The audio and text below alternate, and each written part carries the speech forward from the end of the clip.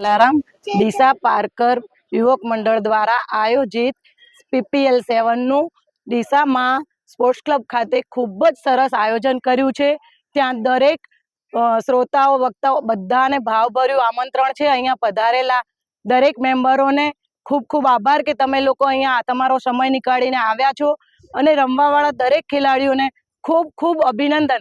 અને મેઇન તો એમને કે જેણે આટલું સરસ આયોજન કર્યું, કેટલાય દિવસથી પોતાની નીંદર મૂકી અને દોડધામ પોતાના ધંધા કામ કારોબારી બધું જ સાઈડમાં મૂકી અને આટલું સુંદર આયોજન કર્યું છે તે બદલ દરેક કાર્યકર્તાઓનો ખૂબ ખૂબ દિલથી હું આભાર માનું છું।